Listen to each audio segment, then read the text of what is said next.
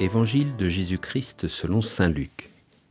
En ce temps-là, comme on l'écoutait, Jésus ajouta une parabole. Il était près de Jérusalem, et ses auditeurs pensaient que le royaume de Dieu allait se manifester à l'instant même. Voici donc ce qu'il dit. Un homme de la noblesse partit dans un pays lointain pour se faire donner la royauté et revenir ensuite. Il appela 10 de ses serviteurs et remit à chacun une somme de la valeur d'une mine.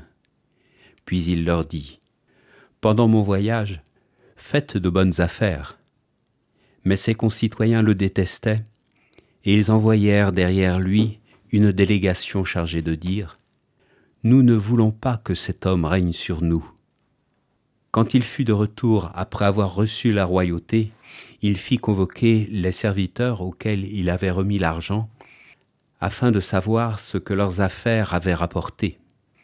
Le premier se présenta et dit : « Seigneur, la somme que tu m'avais remise a été multipliée par 10. » Le roi lui déclara : « Très bien, bon serviteur. Puisque tu as été fidèle en si peu de choses, reçois l'autorité sur 10 villes. » Le second vint dire : « La somme que tu m'avais remise, Seigneur, a été multipliée par 5. » À celui-là encore, le roi dit : « Toi, de même, sois à la tête de 5 villes. » Le dernier vint dire : « Seigneur, voici la somme que tu m'avais remise. Je l'ai gardée enveloppée dans un linge. En effet, j'avais peur de toi, car tu es un homme exigeant. Tu retires ce que tu n'as pas mis en dépôt, tu moissonnes ce que tu n'as pas semé. » Le roi lui déclara : « Je vais te juger sur tes paroles, serviteur mauvais. Tu savais que je suis un homme exigeant, que je retire ce que je n'ai pas mis en dépôt, que je moissonne ce que je n'ai pas semé.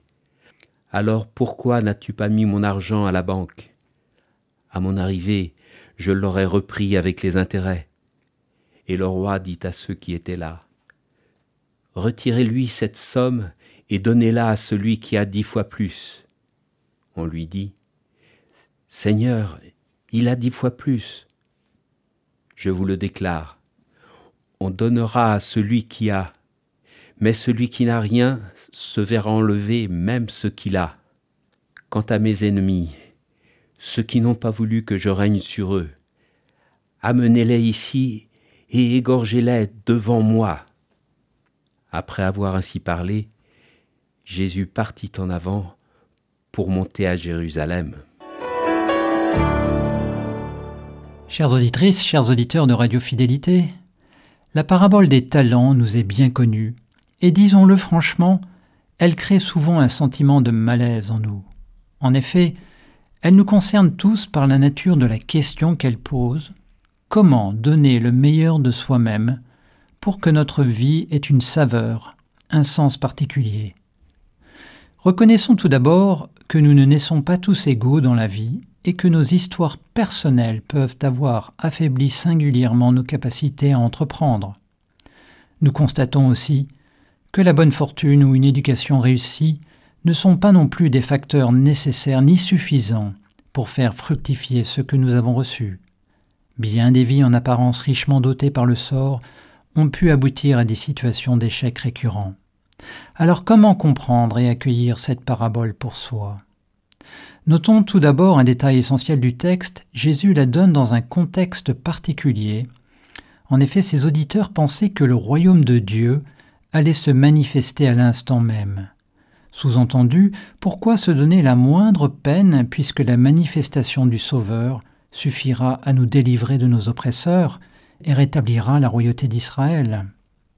Saint Paul mettra en garde ses contemporains thessaloniciens contre l'attitude de ceux qui sont affairés sans rien faire. L'enseignement de cette parabole est qu'il ne suffit pas de crier « Seigneur, Seigneur » pour qu'advienne le royaume des cieux, mais il appartient à chacun de s'engager concrètement pour qu'il advienne. Et le seul espace dont nous disposons pour qu'il se manifeste, c'est bien le temps présent. Nous n'avons aucune prise sur le passé ou l'avenir qui, par définition, sont ou bien échus ou bien à advenir. Dès lors, à chacun revient la responsabilité de trouver, de quelle manière il apporte sa contribution. Alors que nous sommes entrés en période synodale, la bonne nouvelle est peut-être que chacun peut exprimer la forme et le fond de l'engagement qu'il souhaite donner à sa vie chrétienne. Dit autrement, l'enjeu n'est pas tant de faire la liste de nos doléances vis-à-vis du corps ecclésial, mais au contraire d'affirmer ce que nous pouvons lui apporter comme charisme, comme force vive. C'est ainsi que nous assumerons pleinement notre triple identité de prêtre, prophète et roi par le baptême. En agissant ainsi, nous ne serons pas comme ce serviteur vivant dans la crainte de Dieu et gardant caché ce qu'il a reçu. En gardant la somme reçue du Maître enveloppée dans un linge, ce serviteur est passé à côté de sa vie. De même, à chaque fois que nous ignorons la question de la réponse à la vie qui nous a été donnée en Dieu, nous nous replions sur nous-mêmes et nous nous privons de joie profonde à recevoir dans l'exercice de nos talents. Soyons attentifs en ce temps charnière pour la vie de l'Église, à travailler les dons et les grâces qui nous ont été attribués. Nous avons beaucoup à donner, certes, et aussi tellement à gagner en retour. L'évangile du jour était commenté par Jean-Christophe Normand, diacre permanent ordonné dans le diocèse de Nantes.